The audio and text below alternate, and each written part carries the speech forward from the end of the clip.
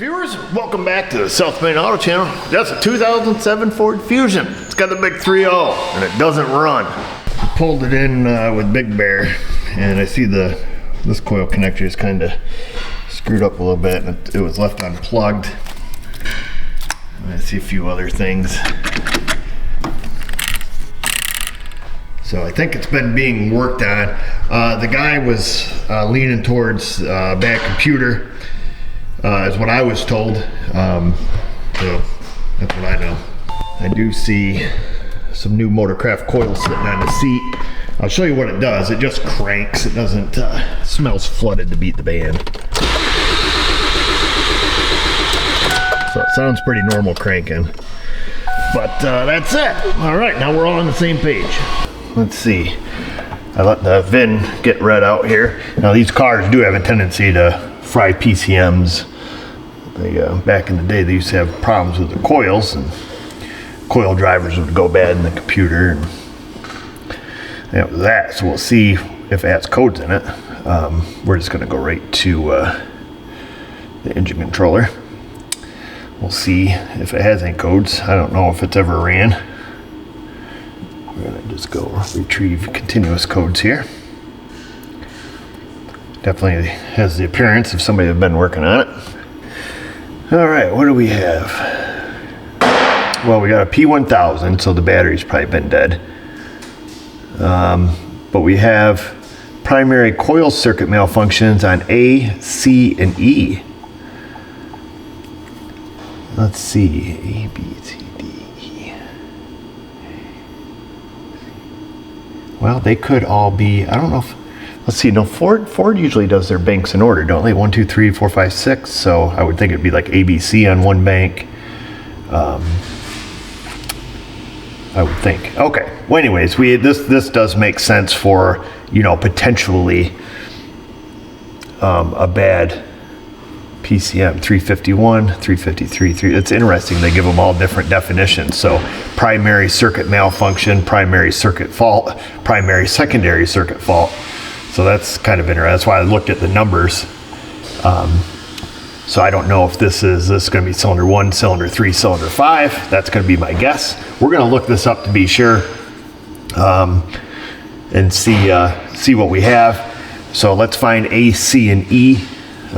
Clearly, if we have 3 coils that aren't firing, this would make sense as to why it doesn't run. I've got to re-clarify this. It's a 2008 Fusion, even though it was made in 7 of 07. I didn't think that would classify as an 08, but I didn't check the VIN either. Oh yeah, I guess the VIN digit is 8.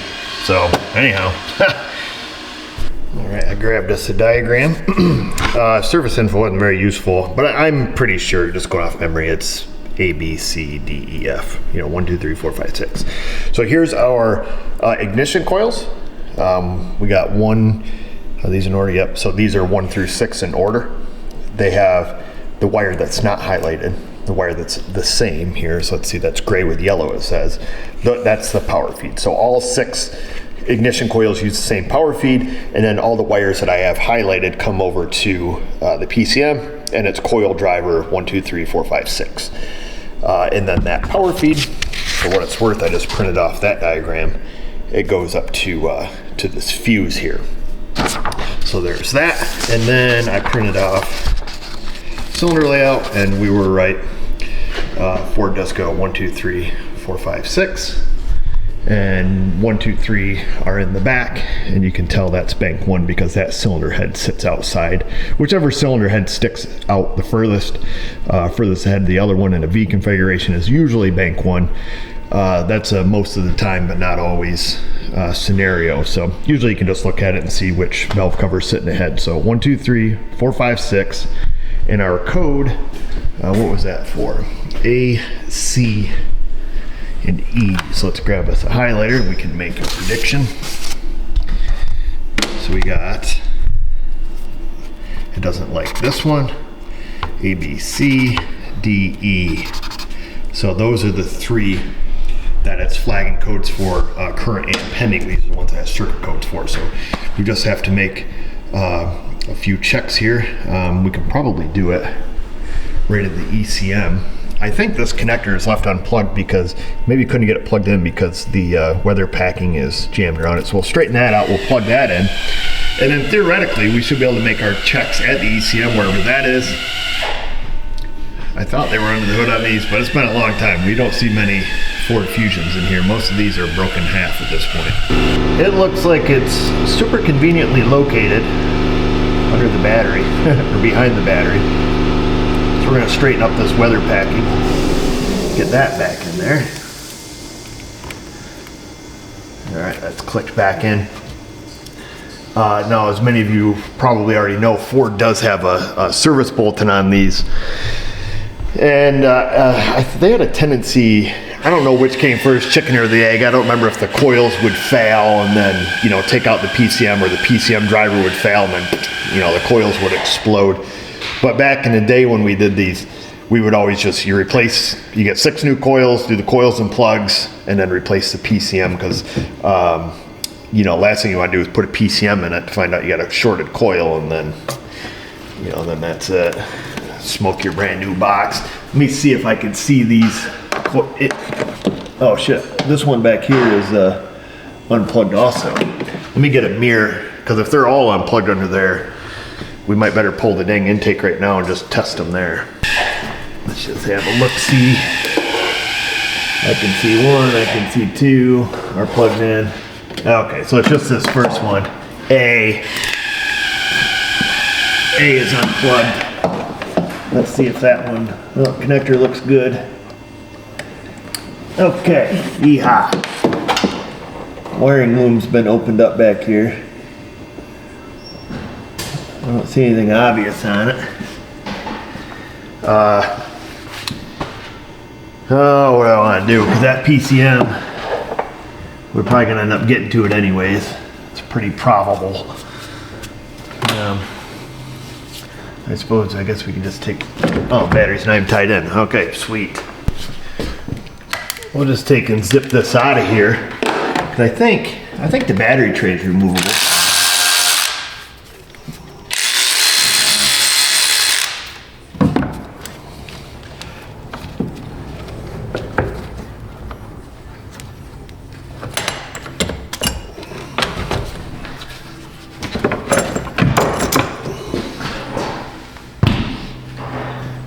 Oh, sweet. Even better. This is the fun part about working on stuff after somebody else. It's already missing all the bolts. So that makes it even easier. Let me see what it takes to get these cables up out of the way. We have 2 connectors. Got caps on it. The reason we want to check it at the PCM is because we can make sure that all the wiring from the coils to the PCM is good simply by checking just 6 wires. Because if our coils are good, we have power in, we should have power in and power out, and that power should be making it all the way back to the PCM on the driver circuit. What will make that test no-go is if the coil's bad and open circuited, or if the wire's broken. In which case we gotta go find out anyways. But let me see how this thing comes off here. I think they just slide off. Yes sir, there's one. Huh, surprised that's not busted. Okay, well, there's that. Must be he was down here, or whoever. Somebody was at some point, because it looks like it's supposed to have a nut and a bolt on that tray, which are both missing. Let me find out which connector is which. That way we only take one connector apart, and we'll go from there. It doesn't look like that's broke. Doesn't look like anybody's been meddling in things they ought not be meddling in, at least this far. EGR valve looks like it's brand new. That should come unhooked easy. That's good. Should just use my clues, I guess. It was the connector that already had the zip tie cut off it. So I pulled the cover off the back of the PCM. Usually there's a zip tie that runs around here, but that was gone. So here's your sign. And then let's see here, our power to this little guy, I need to see if it's hot at all times. I doubt that it is. But we need to take a look-see. Probably comes from a relay. Yes sir, it comes from the PCM power relay through fuse 48. So we're gonna need the key on. So we'll do that. I've got our OTC power supply hooked to it. I think Schumacher. I think that's how you say it. Actually, is one that makes it. I got it set on 13.8 volts. That'll provide us with up to, whoa dude! Everybody needs to calm down here. That'll provide us with up to 70 amps of electricity. Oh, look at this, here's a bolt. Maybe we saved it. I thought maybe whoever took the bolts out left them in the car, but there's one. We see anything else? We're finding all kinds of little clues around here. Okay. I went out to my truck, got my glasses. Because I took them home last week with me, must be. Let's see, pin number 17 is going to be number 1, so that's A. And that is on the bottom of the connector. I printed this out, a picture of the connector. So we can see, and I highlighted our pins that we need to go to, and they're all right in a row there. 10, 11, 12, and then 15, 16, and 17. 13 being Gen Mon, that runs from the alternator. So what we're going to do is we're going to get a ground wire, and the key is on.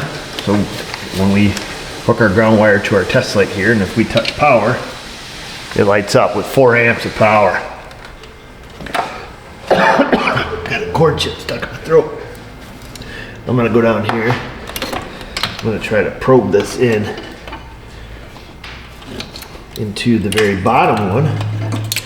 Tell you what, this guy's just going to unplug the PCM because that's going to make it a whole lot easier. And then he's going to plug it into the bottom one. We're going to end up doing this 6 times. Alright, so I'm back probed into that. We're going to plug the box back in.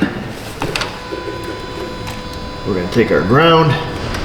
We're going to come down and touch our test light. And it does not light. Hurrah! I'm going to wiggle around in there. And I've got no light. Our light works. That's interesting. That's the coil that we plugged in. I'm going to go up to the next hole.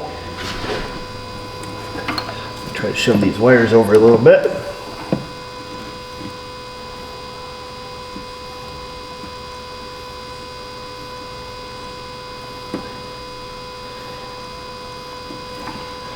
What in the world?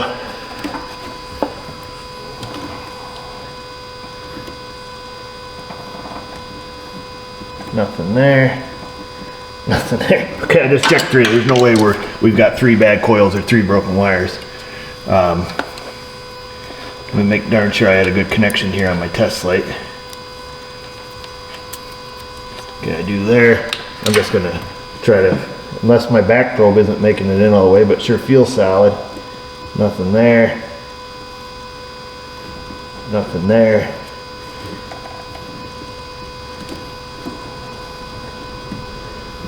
Nothing there. So that's interesting. Do we not have power on the stinking fuses or on the coils here? Well, let's just unplug one. This one's unplugged. One of these should have power. Awesome. Well, let's find that fuse. Must be that's missing or blown. What fuse was that? Let's see. Fuse 48 15 amp under hood. Fuse 48 15 amp.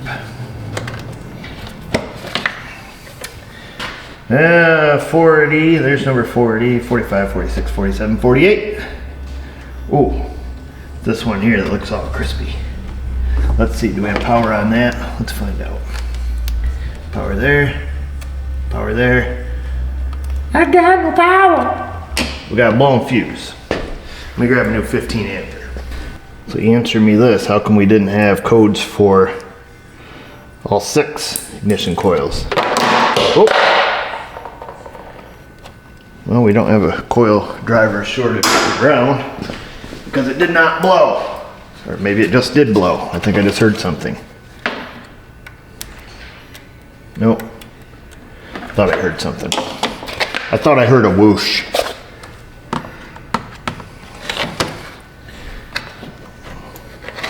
Get that back on. That's covered up. Oh, maybe I heard my clamps clicking around here. Okay, let's go back and finish testing. We're just going to check those 6, being that we're right there. We're going to make sure we're all good. And then if we are, I wonder why the fuse is blown. I guess not uncommon. We could have a coil that's dead shorted. Actually, I got one coil unplugged still. Let's plug that back in. I would not have suspected missing power supply with only 3 codes. We should have codes for all 6. Oh, that's kind of weird. That's weird, dude. We've got power on both sides. That shouldn't happen. See, she only had power on one side. Ruh-roh. That ain't good.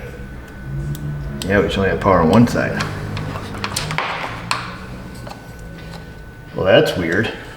You know why that's weird? Because that would fry the PCM. That would 110% fry the PCM. If you got full-time power on the control side and that PCM tries to pull that sucker to ground,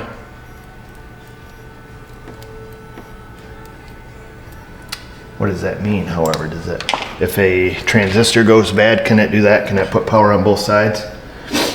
That's one of our suspect cylinders. Let's see if the other suspect cylinders are the same way. What was sus? Number 5 was sus, number 1 and number 3. So before we go down there to the PCM and we get led astray, we need to know, well, let's think about this. We just put power on fuse number 15. Fuse number 15 is what made both legs of that hot, okay? Is that plausible? Power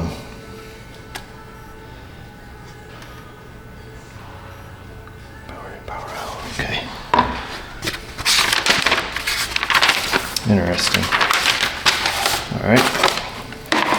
Let's check 1 and 2. Let's unplug that one again.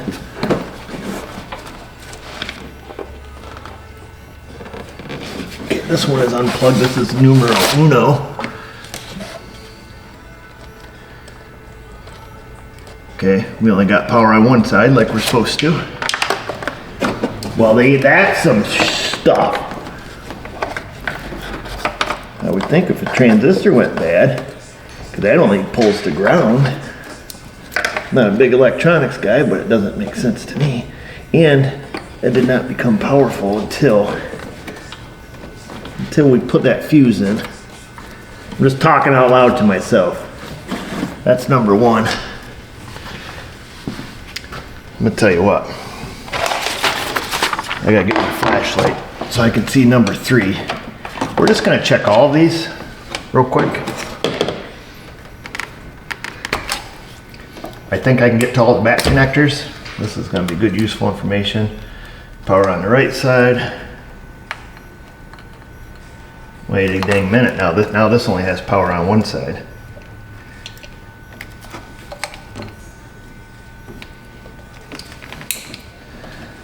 Well, I know I'm not stupid. Let's put it back the way it was.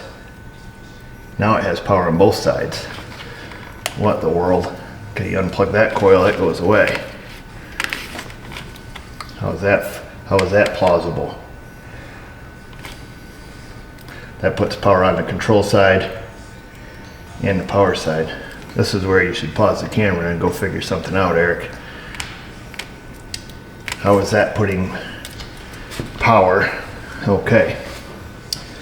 So this one, when this circuit is complete, power on that side. If we make this circuit complete, it's going to light that light. Let me find it equally as high drawing. Yep. There it is, folks. Okay, this is good. This is very good, useful information. This is very good information.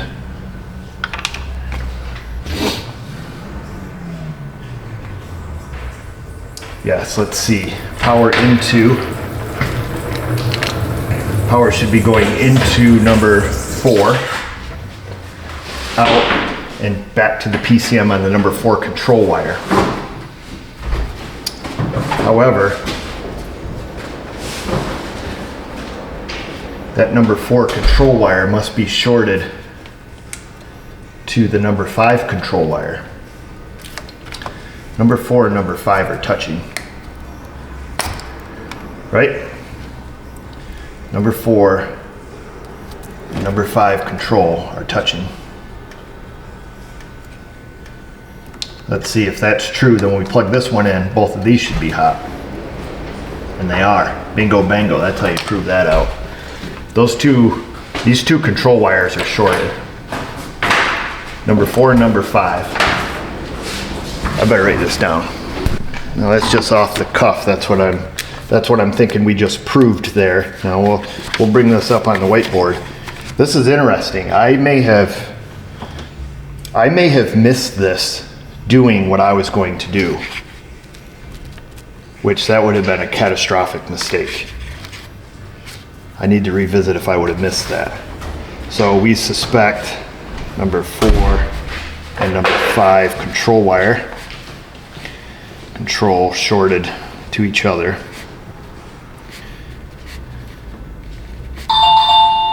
Wow, that would have been a terrible mistake. I need to revisit whether or not I would have caught that. Off the cuff, I don't think I would have. You would have made the assumption that this is just run-of-the-mill bad PCM, bad coils. I may have missed this. All right, so what we need to do, because we don't know if this could be an issue on other ones, I'm glad it's a good learning opportunity for myself and for you. Okay, are we still rolling? We're gonna just check them one at a time with everybody plugged in. And then we're gonna plug them each one at a time, because as we just seen, that may be useful information. Okay? Power only on one side, and it's the correct side. Power should be on the right side, gray with yellow. Okay? And then we know that these, only unplugged one at a time, have power on both sides, high current power, high current carrying capability power here on both sides. Okay, now I want to go across the back, and I want to do the same thing back there, which may prove to be a little more difficult, but we're just going to do them one at a time just so we're definitive. Make sure the power's on the correct side, and it is the gray with yellow side. Yes, okay, so we're going to plug that one back in. Wow. See, sometimes working on cars is fun, and other times it's not, but this is a fun one. Okay, we've got power there just on one pin. That is on the gray with yellow. I'm going to plug that back in. Let's see if I can reach the third one here.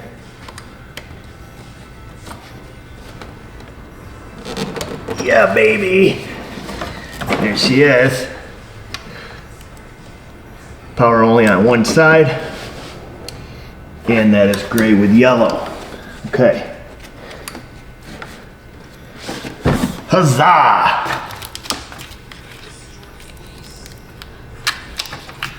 Somebody's been into that. Now we know what we know. All of the coils have power on the correct side. All of them do. That's a true statement. These two, number 4 and number 5, have power on the control wire, providing one of the coils is plugged in. That's tricky. That is tricky. I'm pretty sure I would have gotten burned. Not for long, but burned enough to where it was an embarrassing mistake. Now let's see how these are wired and check to see if it's feasible that the control sides are shorted together, which I do believe they are. But I need to hatch this out. I need to have a drawing in front of me. So hopefully we're on the same page. Power in, power out, providing the PCM isn't, you know, telling that coil to turn on, which it never will, just key on engine off. Key on engine off with a point system and your points are closed, well, your coil's gonna get hot, real hot, man. But what we were finding is that we had, let's just say for example, just on this one, we had power here and power here with it unplugged. And the only way that that's possible, or the only way that that was happening, is when this coil was plugged in. So let's just, how can power get back onto this green with violet is what we want to know. So let's find out where the power comes from. So it goes in here, goes in through the primary side. It's coming out here. Mind you, this one's unplugged hypothetically, and it's going back to the PCM. So somewhere's either inside the PCM or the physical layer, these two wires are bridged together. They're melted and shorted together somewheres, because it doesn't matter which, if you have this one plugged in and this one unplugged, or vice versa, plugged in and unplugged, both wires are hot, but one of the two coils has to be plugged in. So that tells me it's either bad, and I don't know how the magic works inside of an ECM. I don't know if the transistor that controls these can do something funky or not. It doesn't make sense. I'm going more that the wires are shorted together. So what we need to do is I would do this. If we want to know if these wires are shorted together, the best thing to do is to unplug the PCM, because we know that these wires can carry current. They have the ability to carry 4 amps, which is a lot. Unplug the PCM and then do a simple resistance check from control to control. They should be completely open because we're unplugging the computer. If they are touching, or if it's completely open, then we know that the short is inside the ECM. And if they are open, yeah, if they're open, the short's in ECM. If they're together, then we know the physical layer here somewheres has these wires melted. So let's do that. Let's turn the key off and unplug the magic box. This is exciting, right? We usually just get boring crap. Okay, PCM is unplugged. Let's get our ohm meter.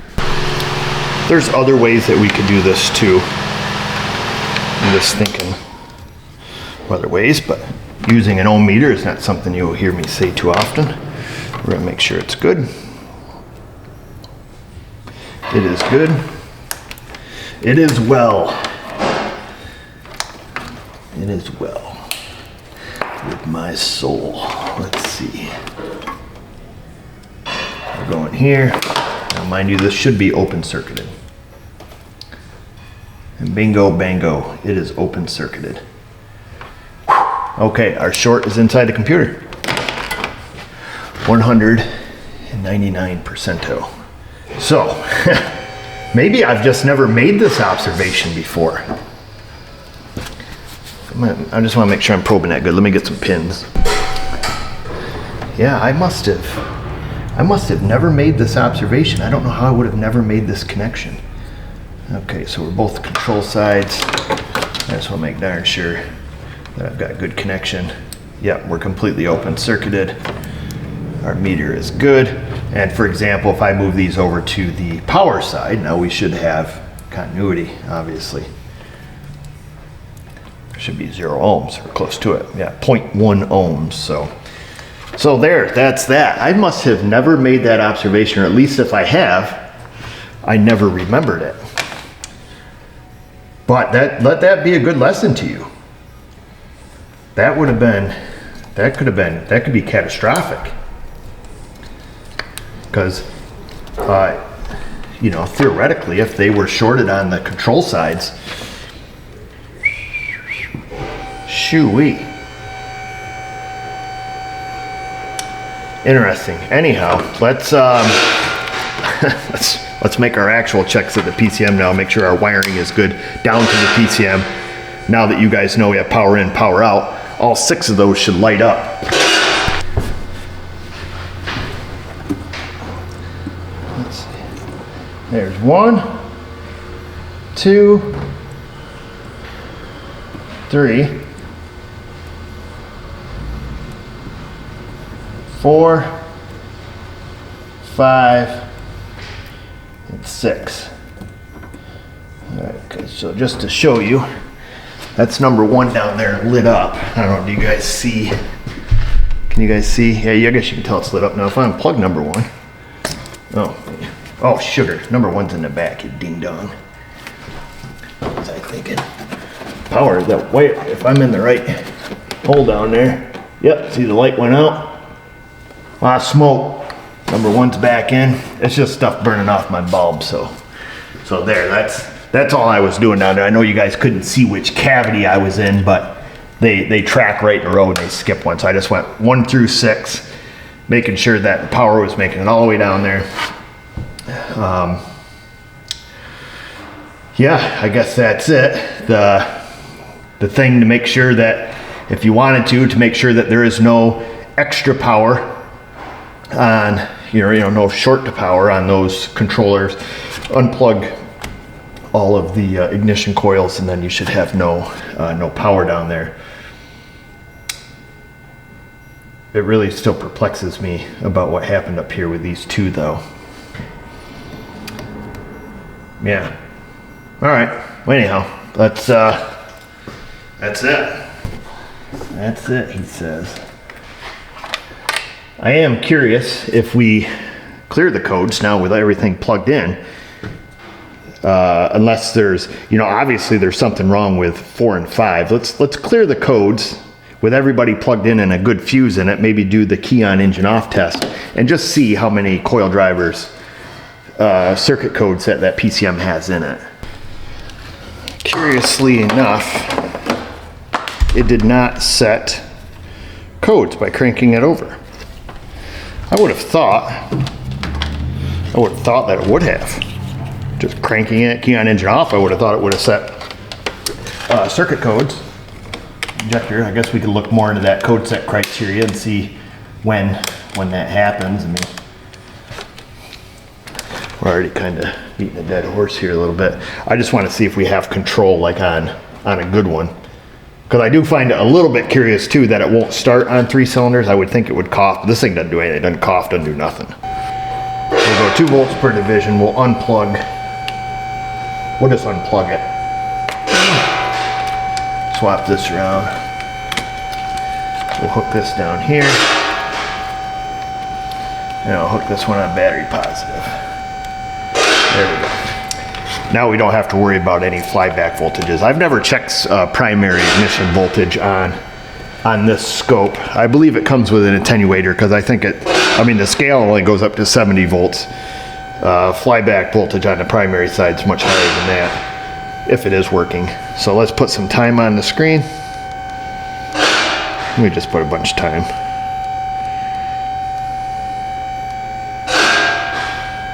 There we go, 2 seconds per division. That'll give me enough time to run in and crank it real quick. Keep it on the screen.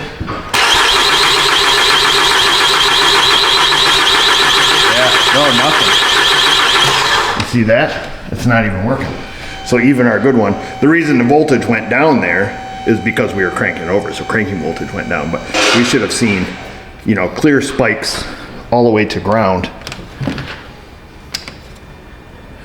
Ford is not one that shuts the primary side off during a primary fault, hence why they gut themselves, So all that is left to do now is to check powers and grounds at the PCM, confirm or deny that they are good, and then make the call on the PCM. But it seems that it's the PCM. Very curious though that it does not set circuit codes during cranking. The only thing it sets is the P1000. And I let it crank 2 times till it stopped cranking on its own. So buttons on my underwear. It obviously has fuel. You can freaking smell that. This thing is super, super flooded. But it doesn't even have control on a good one. I'm going to say put his coils in. If those are 6 Motorcraft coils in there, we're going to put brand new coils in it. And I would do spark plugs because you're going to pull the intake off anyways. I'd put Motorcraft plugs, coils in a magic box. So that's it. Let me give this fella a call. Again, I do have to go through and check powers and grounds at PCM. right, folks, that's all we can do for right now. Customer said, get her done, get her done, he says.